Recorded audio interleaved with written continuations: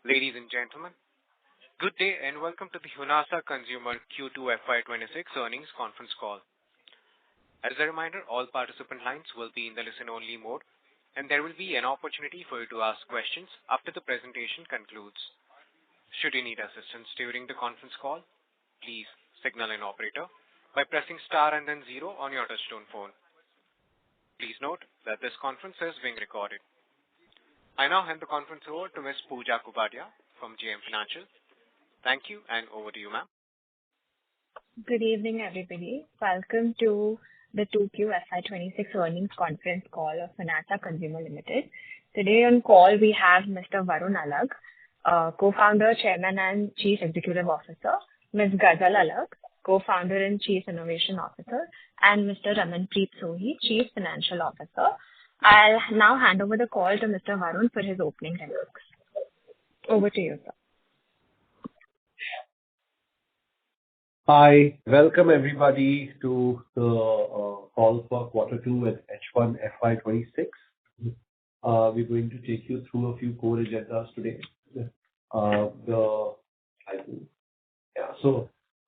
Starting with, again, crystal gazing the future of Indian beauty. We've been talking about different categories, and today we're going to talk about a very different category, which till now isn't considered exactly as beauty, but as we see the developed markets, we're seeing the rise of oral beauty that is happening, and over the next decade, we expect this to shape in India as well.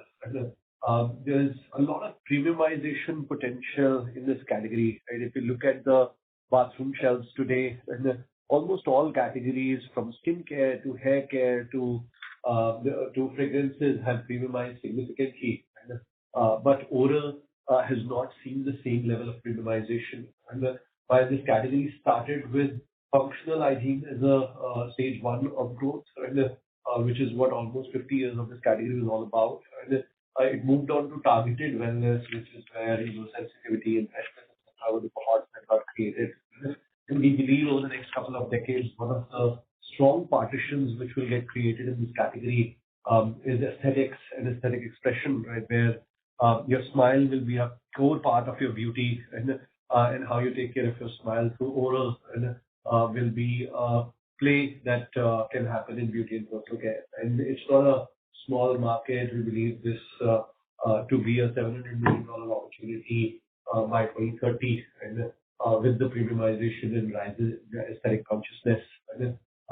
So that's a point of view that we wanted to bring to the table from a eye beauty perspective.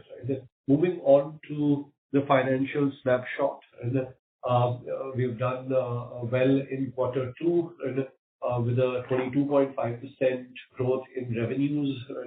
Our gross profits are at a all-time high at about 71.9%. EBITDA continues to be stable at 8.4%, 48 crores EBITDA, leading to a PAT of 39 crores. Strong UVG at 16.7%, and we continue to be in the negative working capital zone. While this is the like-for-like comparison in terms of what we have been showing you over the last 6 odd quarters, there is one change in our financial reporting that has happened in this quarter, which is on account of a change from one of our key customers, which is the Flipkart Group.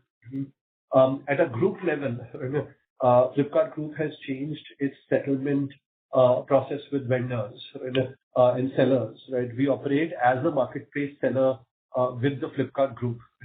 And earlier, the way it used to operate was that we as sellers used to have a certain revenue, and we used to remove our discount tax and costs to arrive at our gross margins. And Flipkart as a marketplace used to share with us a invoice for the logistics and fulfillment costs, which is what used to go in our costs. Now the change that they have made since last quarter is that they're not sharing this cost with us as an invoice. They're actually reducing that from the revenue itself, and hence in a way charging that to the consumer, which is why the revenue recognition the cost that used to be there. So if you see the calculation that we've shown, and for a 100 rupee product, there used to be 32 rupees of logistics and fulfillment cost. And now that 32 is being reduced from the revenue itself, and while the rest of the things remain same. So sales commission cost, COGS, etc. remain same. So while in value terms, and the net contribution margin or EBITDA from the channels remains same, and but the revenue recognition denominator has reduced. In terms of actual financial impact, this has had a 28 crores revenue recognition impact in the quarter to us, and but it has no effect on absolute profitability for the company. And if we were to see from a a like-to-like basis, which is what we have been showing, as our results in the past, right? Our base is 462, our delivery is 566, which is a 22.5% growth. And if we were to see this after Flipkart adjustment, and our reported for Q2 FY26 becomes 538, and while the like-for-like also for the last year's same quarter becomes 440 for comparison purposes, and leading to a similar growth of about 22.4%. And the profitability is being same in terms of actual value terms.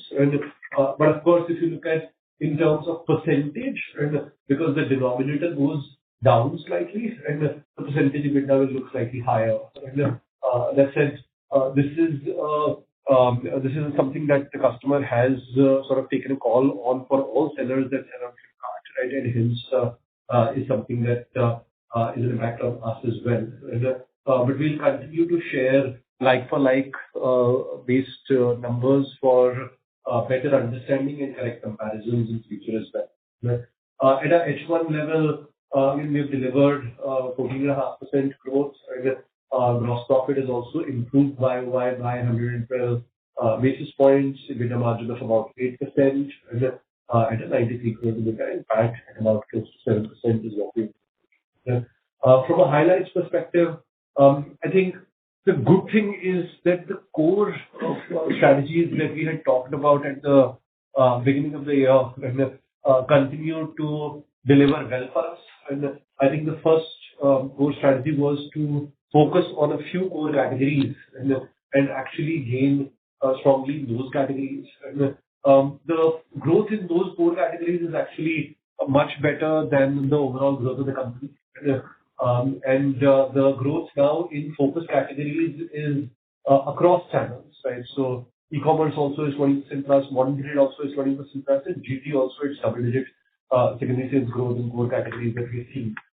And from a 70% contribution last year, the core categories are already contributing 75%. And that was on the plan that over the next 4 to 6 quarters, we intend to take this number itself to 84 to 85%, and which will lead to strong share ownerships within these categories as well. So that continues to do well. The second thing that we had talked about and was a strong focus area for us was turning around Mamaearth. I'm happy to share that Mamaearth is back in green in terms of growth. And with without being based, both are strong sort of growth from Mamaearth now across channels again. Earlier, e-commerce and modern trade had started showing good growth profiles. Now, general trade is also on a growth trajectory in terms of secondary sales YY. And this is also visible in the share gain that we are seeing based on Nielsen, where we continue to gain a YY share. And we've also been able to build another hero SKU and ingredient for us in rice face wash, which is our third face wash for the brand to enter the 100 crore plus ARR plus, and continues to grow fairly strongly. And so that's something which is heartening for us. We are very confident that now moving forward, this growth in Mamaearth will actually only get better and towards the goal of double-digit growth that we want to get into. Young brands again continue to deliver well. 20% YOY growth is what we are seeing on the young brands portfolio, and we continue to do the right kind of core category activation and innovation across BBlunt, Aqualogica, Dr. Sheth's, and Stains.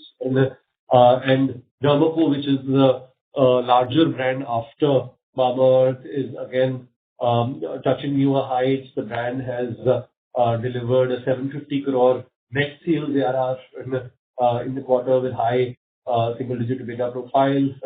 And basis Euromonitor, it has become the number one sunscreen brand in the country for 2024. We are quite happy to see that. While we continue to strengthen our position in the core categories of face wash, face serum, and sun care, the brand is now looking to build moisturizer and shampoo as categories as it gets in the stage to get to 1,000 crore plus kind of a brand over the next 1-2 years, which is how we see the brand shaping up as we move forward. We continue to strengthen our general trade distribution. This is another focus area that we have.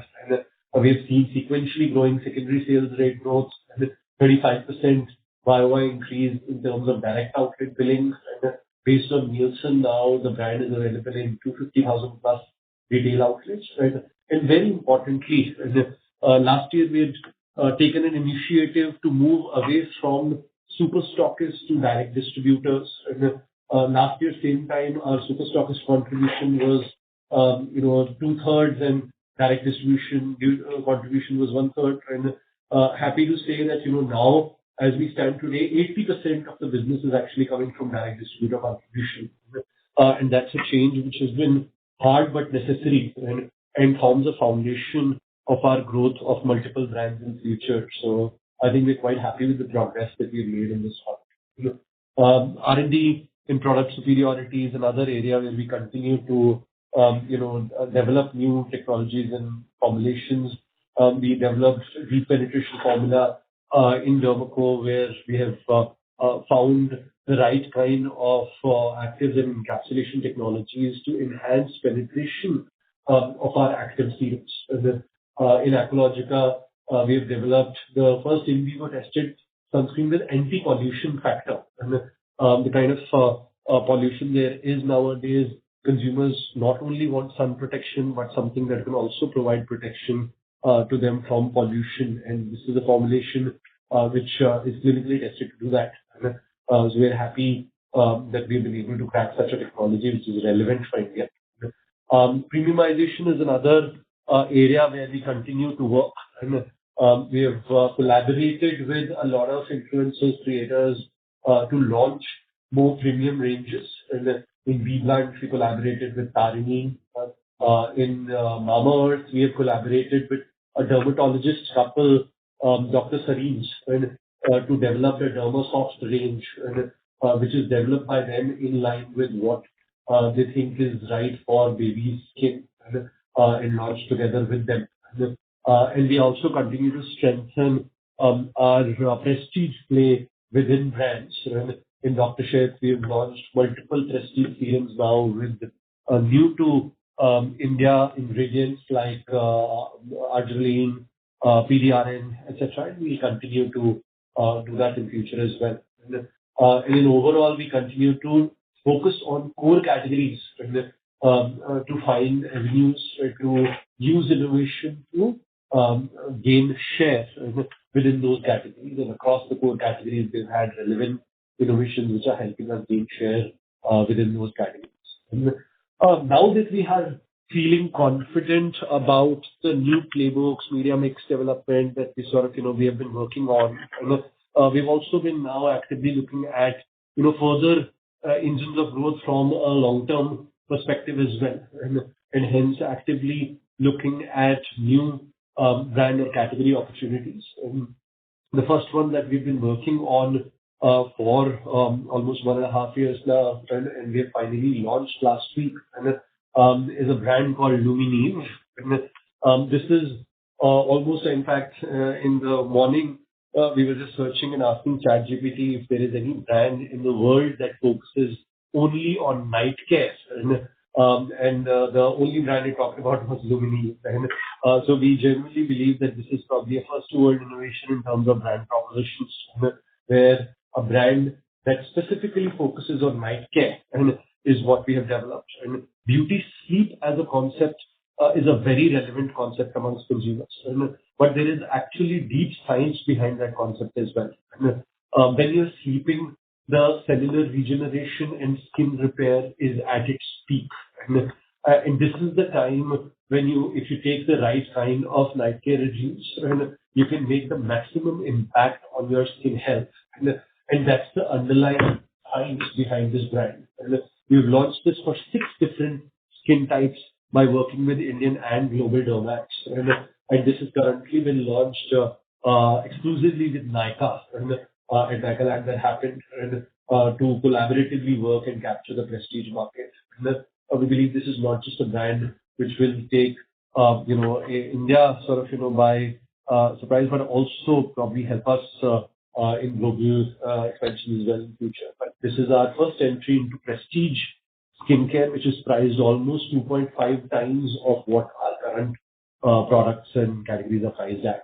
And, apart from this, we've also made an investment in the future of oral beauty. Like we said, there is rise of oral beauty that we expect over the next decade. And one of the things that we've been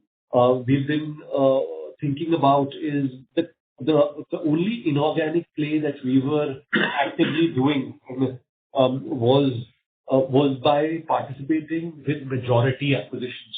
And we realized that that while is great for categories and portfolios which we want to get involved in high capacity right now, but that also disallows us to participate in Horizon 2 kind of categories, which could be additive to our business, but where the founders might not be looking to give away strategic control right now. And that's the opportunity that we are looking at participating in, by funding brands like Fang, which are at early stage level, and taking a significant minority, helping the founders build the brand into something extremely meaningful. We see Fang to be clearly one of those brands which can become the prestige leader in the country, from a oral care perspective. It's a beautiful set of products and a set of founders which come with extremely relevant experience. And this is a team that we would like to back, and we would like to support them with the playbooks that we have to build this brand into something larger. And of course, on our goodness initiatives, as our brands grow, our contribution to community continues to grow. And Mamaearth has hit its goal of planting 1 million trees, which we had till 2025. And we have taken a goal to plant another 1 million trees over the next 5 years, and which we are very confident that we'll achieve. And this happens as the brand grows and as more consumers engage with us. And all the other brands also continue to be on their journey of making the community impact as they grow. Thank you so much for your patient hearing. Would love to answer the questions that you have. Thank you. Thank you very much. We will now begin with the question and answer session. Anyone who wishes to ask a question may press star and then 1 on their touchtone phone. If you wish to remove yourself from the question queue, you may press star and 2. Participants are requested to use handsets while asking a question. Ladies and gentlemen, we will wait for a moment while the question queue assembles. Again, to register for a question, please press star and 1. You may also post your text questions on webcast.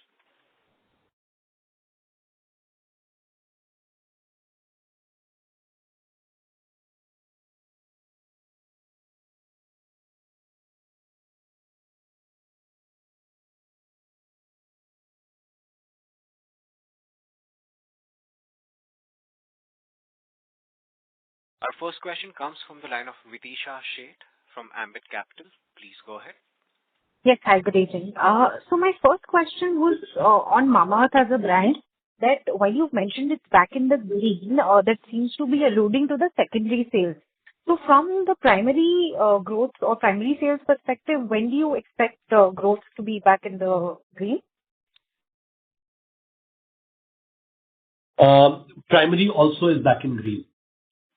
Okay. All right. And so going forward, if we were to talk about the next 2 years, the outlook is more of a mid-single digit growth, high single digit growth. And if you can also double down on the initiatives that you've undertaken a little bit more on the latter side. Yeah. So from a going forward, I think the first objective is that, a high single-digit growth in the next quarter and, the objective to get into double-digit growths by Q4 and then try to maintain that as we get into next year. And from a perspective of strategies, I think it's actually been simplification, which is focusing on core categories, sufficiently funding them, and rather than diversifying our investments too broadly into multiple different sort of, categories. Even within those categories, identifying a certain hero SKUs and actually building them more deeper, rather than, again, spreading ourselves thin across categories. So, I think focus is the one big change. And second has been media mix modeling-based learnings that we did on the brand as to what is the best combination of media which works for the brand, right? Which is a testing that we did over the 4 to 5 months and then deployed it this year, and we are clearly seeing the results of that. I think we will continue executing those strategies going forward. Sure. And second was on the margin side, that given that first half has been better than expectations, are you looking to increase the guidance from the 7% range?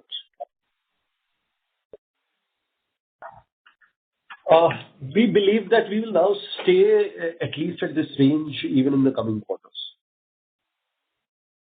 Sure. I have a couple more questions. I'll get back. Yes. Thank you.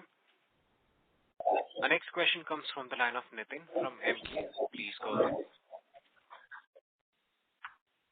Thanks a lot for taking my question. My first question is pertains to like-to-like growth is at around 22%. And when we talk about Mamaearth, it is moved into the growth path, and your younger brands have grown 20%. So somewhere I am unable to get to this 22.5% like-to-like growth. Can you please help? Yeah. So I think, we've been also cognizant that last year, same quarter, we had the Neve piece. So actually, if you look at, just on pure like-to-like basis, Mamaearth growth will be high double digits. But that's on account of the fact that there is a Neve return base, which is all allocated to Mamaearth. Right? But even if we were to take that base into account, it's still a positive growth for the brand, and which is why we have kept the commentary more to more in line with the adjusted sort of base. But yes, you're right. If we were to sort of purely look at mathematically, then our growth for the quarter is actually in strong double. Sure, this is really helpful. With respect to our actions in terms of getting into the premium segments and in the personal care side plus oral care, any thoughts you guys have around wellness as a category? Because some of the brands are getting into wellness along with the personal care, and that's work as a regime. So any thoughts you can offer here? Well, actually a very interesting area of conversation. I think I will park that for probably more a one-on-one conversation sometime. So honestly, you're right. And we are observing the trend of wellness adoption, nutraceutical adoptions within the market, and we are also observing the regimen trend happening within consumers. And how we want to take on that? Do we want to take on that opportunity in the medium term? Yes, we would like to. How we want to take on that opportunity? Will it be as part of our extensions of current brands, or do we need to sort of take it as a separate sort of play? It's not something that we have a strategic view on as we speak. As soon as we have a crafted view on the same, we will surely share with you. But it's a space which we are very closely watching, understanding, and building hypothesis around. Yeah, this is helpful. And lastly, around this oral care again, we have taken a 25% stake in this brand. So, would you like to keep your exposure in oral care like this, or like you are open for any further M&A in the oral care space? Ideally, I don't think we would like to have multiple sort of, brands of play in the space. And we genuinely believe there are a few partition spaces, right? Especially clean label and whitening, which are the core partition spaces which we believe will get built over the next decade. Right? And this brand already plays in that partition space, right? So we would rather build this into a stronger outcome than get into multiple sort of countries, because it's not like we are seeing multiple partitions actually take shape. So this is in line with the hypothesis that we have, and hence we would rather focus and build this into a much stronger outcome for the brand. Sure. Just to follow up, like, as per the contract, is there any options we have down the line, 3 or 5 year, we can increase our stake in this company?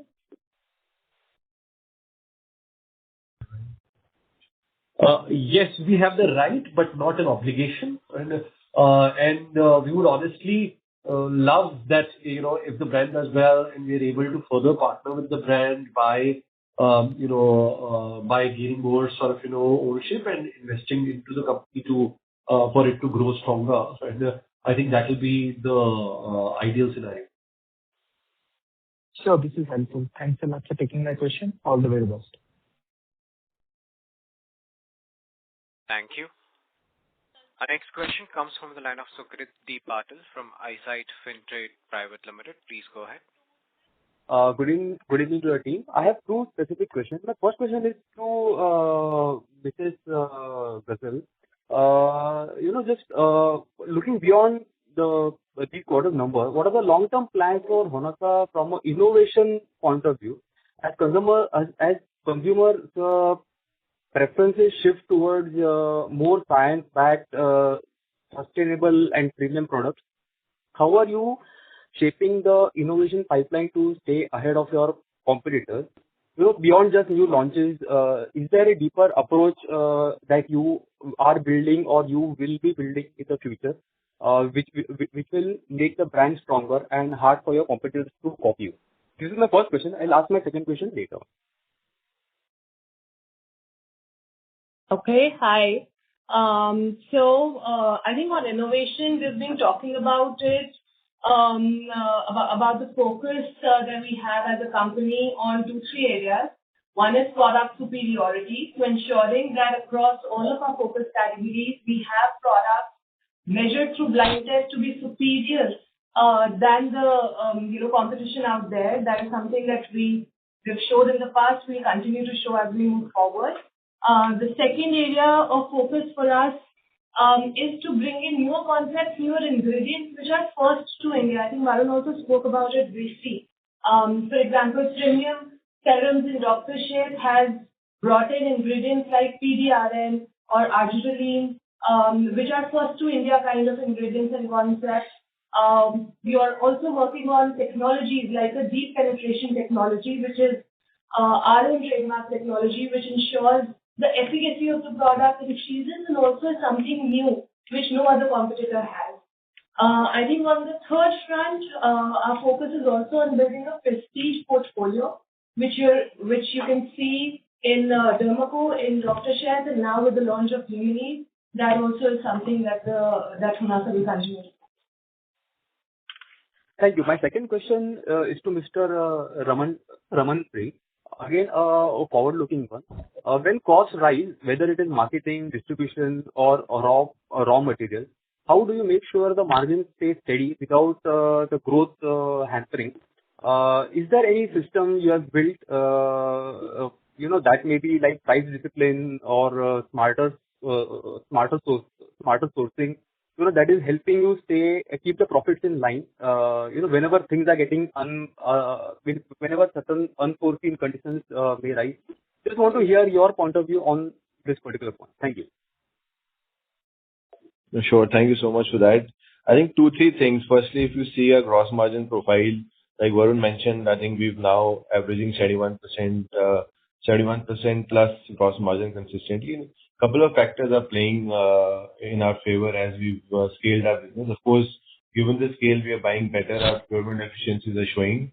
Our product mix, especially led by face categories and also with the entry into prestige categories, is helping pump up our gross margin profile. And as we move along, as we and our younger brands, especially Derma-Co, Ecologica, Dr. Shade, all of them are face-driven brands, skin brands, and hence our gross margin profile has been moving in the right direction given the mix of those brands. And as the scale improve, we continue to move in the right direction. And of course, as we've showcased this in the first half, as the business continues to scale, we also continue to see operating leverage play out. And a big lever for that has been our marketing efficiencies.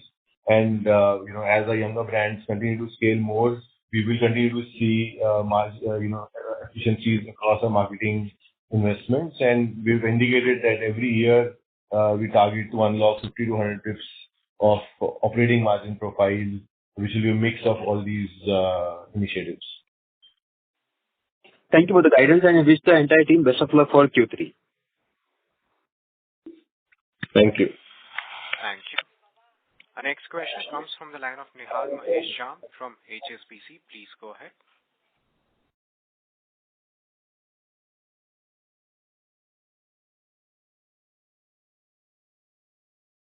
Nihal, sir, your line is unmuted. Please proceed with your question. Apologies for that. Am I audible now? Yes, sir, you're audible. Please go ahead. Yes. Hi, team. Good evening. I had three questions. First was on Mamaearth. Would it be fair to say that the primary sales are similar to what we would have reported in Q2 FY24, that now the brand is back to what it was, say, delivering 2 years back, leaving apart the impact of last year?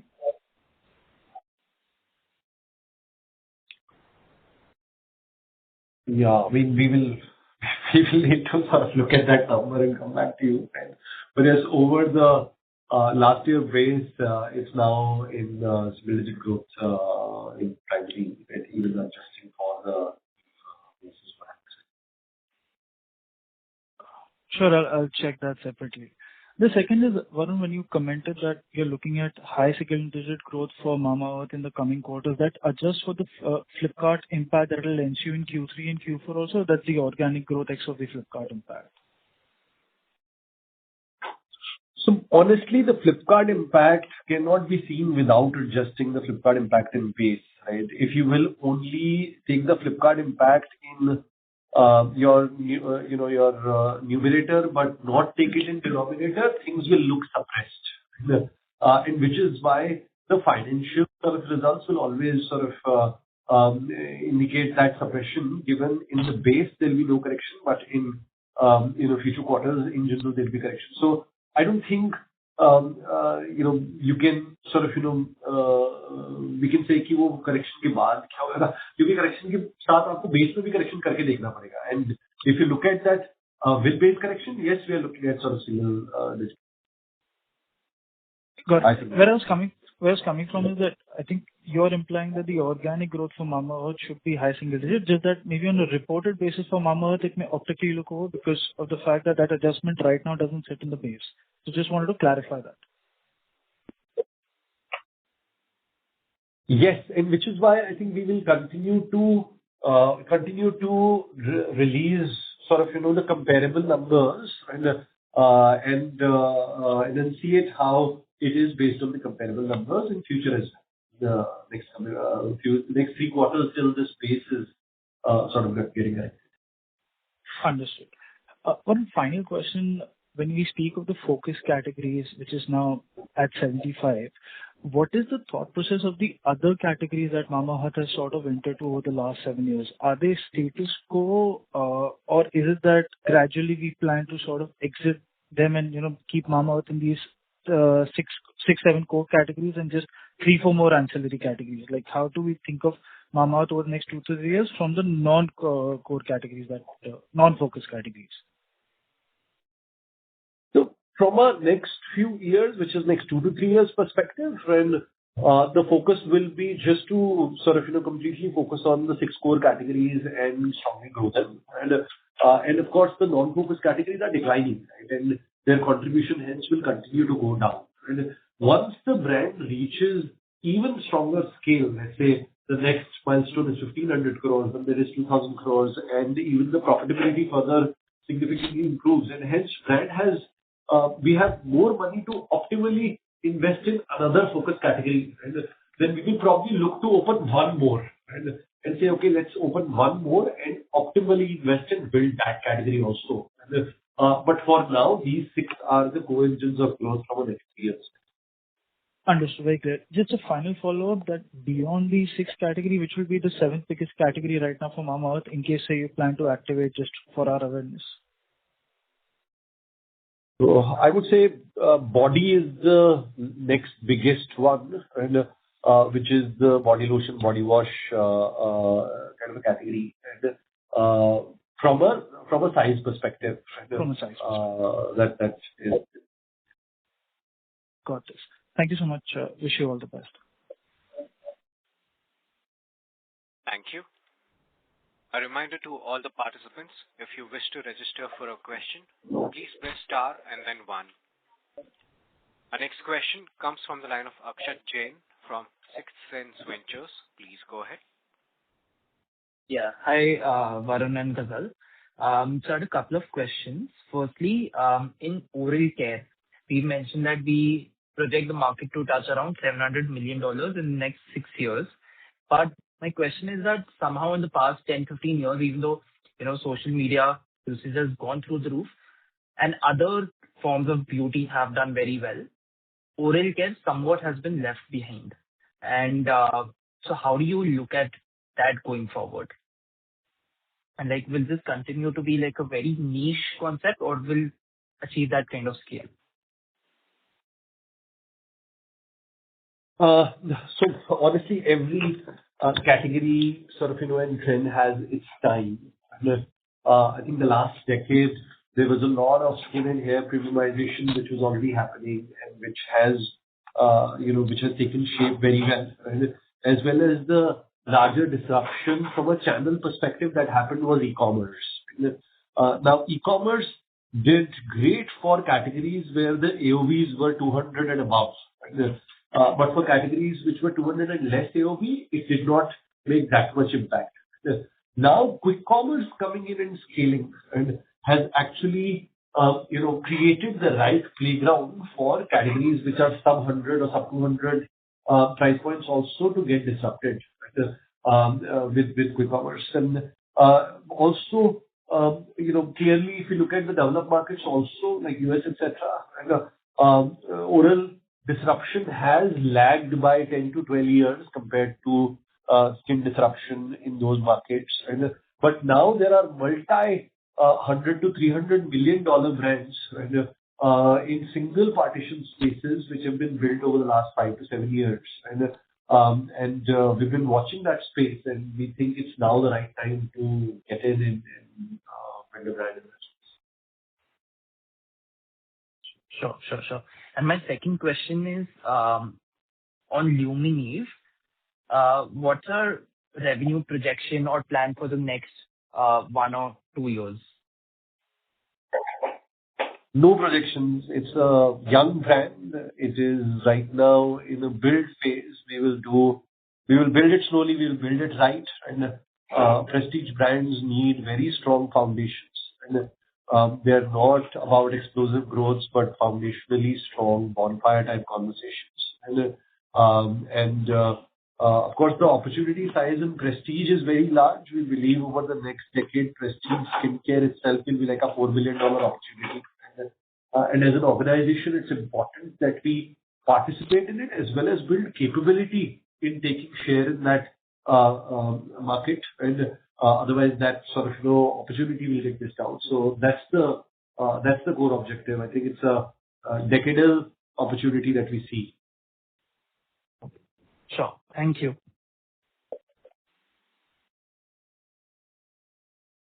Thank you. Participants, you may press star and then 1 to ask a question.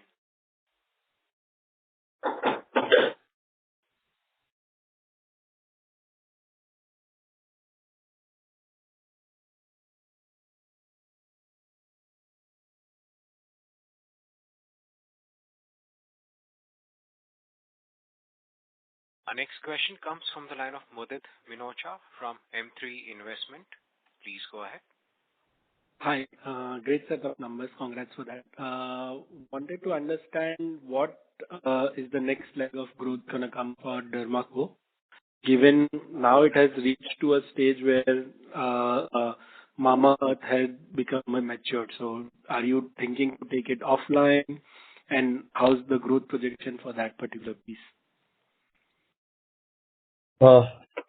Hi. Thank you for asking. I think, there is a lot of potential, areas for growth for that brand. Firstly, even in the core categories, like for example, it has got low single-digit share in face wash as a category, and hence there is a lot of potential to grow in face washes. We also sort of, are continuing to gain share in sunscreen and serums, so there is potential to grow through that. And we talked about building two new categories, which is moisturizer and hair, right? Which in themselves are almost 10,000 crores as a category opportunity. So there is opportunity to add delta by participating in those core categories.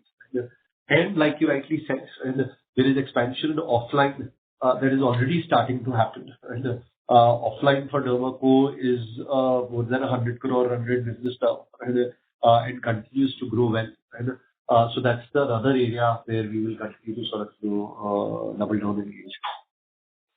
Right. The second question for me would be, what's the economics that's finally getting set for quick commerce business? And follow on to that would be, what's the percentage of sale that you ballpark or qualitative color on what's our share for quick commerce? And which categories do you think are poised for quick com in our portfolio? So I think let me go reverse, right? From a categories perspective, I think quick commerce has clearly surprised everyone. And it is, it sells all our focus categories, right? From serums to lipsticks, everything is sort of, selling on quick commerce, from small packs to large packs. And, everything sort of, is there. So I think the category opportunity exists for all categories. Of course, it's skewed towards certain categories like giftings, etc., which do even better. Right? But otherwise, all our core categories sell well on quick commerce. And, quick commerce is now about 10% of our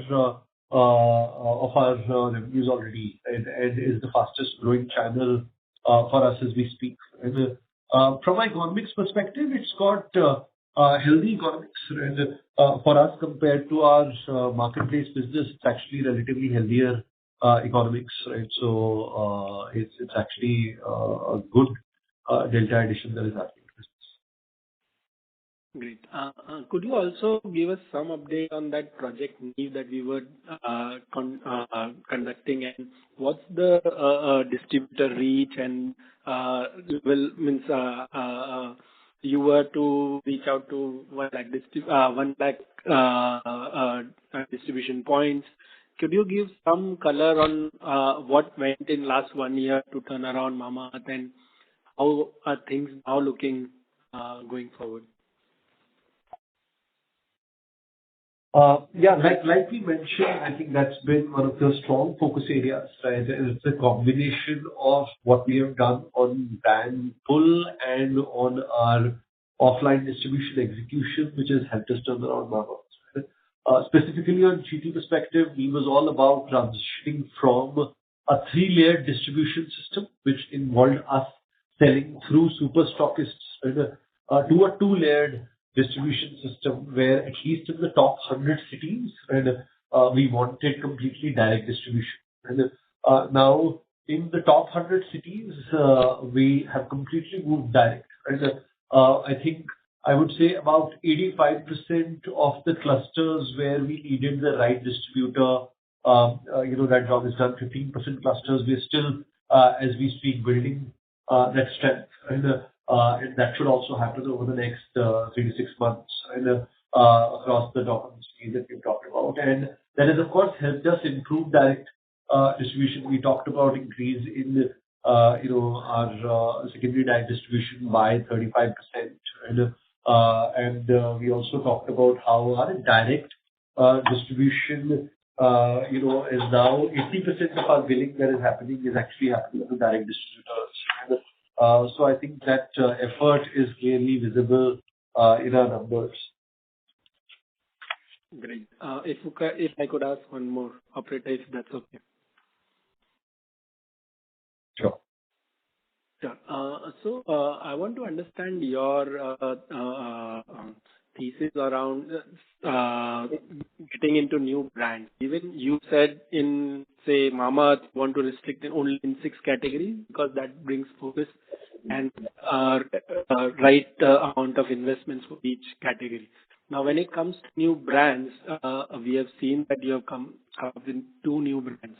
So what's your approach to getting into new brands? Like if there are like 150 crore brands, if you have, what's the continuum that you want to maintain in a business? Because I remember there was one Forest Essential kind of a brand that you had cultivated and which was then discontinued. So how is the management focus or bandwidth distributed for this new category? Yeah. So I think firstly, we always look at new opportunities from the lens of consumer white spaces. And when we look at that, I think we look at this category on 3 axes, right? One is the axis of category, right? For example, skincare is a category, and even within skincare, there could be moisturizers, sun care that are categories, hair care is a category, fragrance is a category, oral is a category. Even then, the second axis is actually propositions, right? Which is naturals is a proposition, actives is a proposition, hydration is a proposition, right? Salon professionals is a proposition. And the third axis is actually price. And you could be a mass price brand, premium price brand, prestige price, luxury priced. If you look at some of the global beauty companies like L'Oreal, Estée Lauder, right, and look at their portfolio, right, you would clearly see how this combination of access comes to life, right? They would have in the same category brands which are varied on price, in the same proposition brands which are varied on price, and or in the same price brands which vary on proposition, right, to capture the maximum share of wallet of the consumer. Right? And that's the strategy that we deploy when we think about new brand creation, which is when we see clearly a white space, right, where we think that the current brand cannot capture that fully, and it needs a separate brand chassis to get captured, which is what we felt, be it on the oral opportunity or be the night care expert proposition opportunity. And we will look at answering that with a new brand. And if we can answer that same opportunity or white space under the current brand, that is, of course, the preferred route that we follow. Right? And from a management bandwidth perspective, one, internally, we have a function which is called brand factory, right? Where we specifically cultivate these brands and build them. And that's a separate function, solely focuses on the 0 to 1 journeys of this brand. Right? As well as where we accept that, internal bandwidth might not be enough, and is where we choose routes like what we have done with Fang, which is participation, or what we do with M&A, where we acquire, but then we have 3 years of founders who are working and scaling that brand. Right?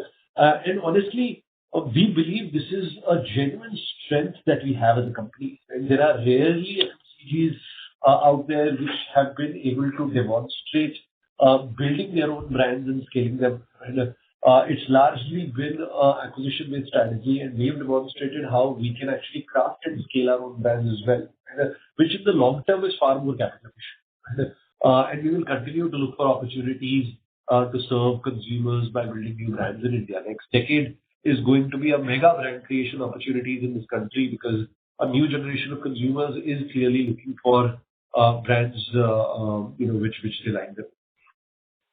Thanks for such candid answers, and thanks for this thoughtful process that you follow. Looking forward to meet you next call. Thank you. Participants, you may press star and then 1 to ask a question.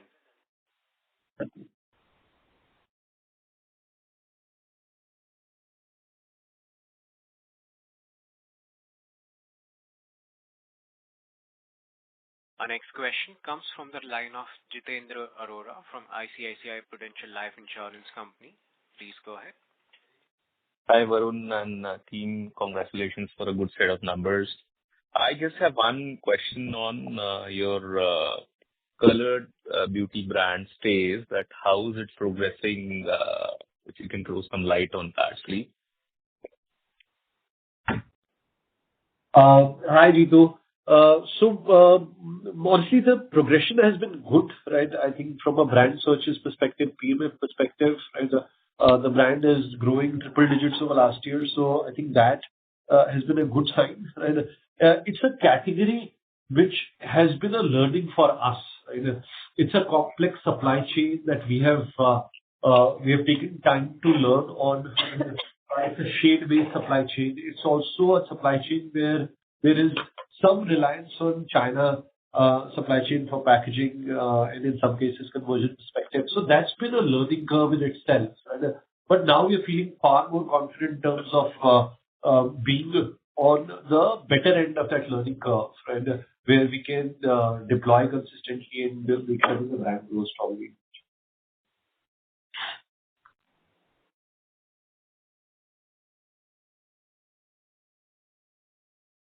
Thank you, Varun.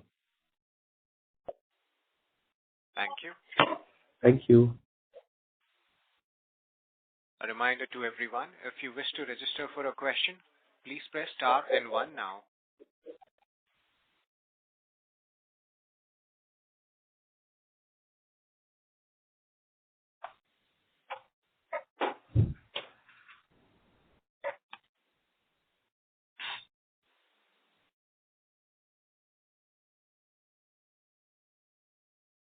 As there are no further questions from the participants, that concludes the conference for today. On behalf of Honasa Consumer, that concludes this conference. Thank you all for joining us, and you may now disconnect your lines.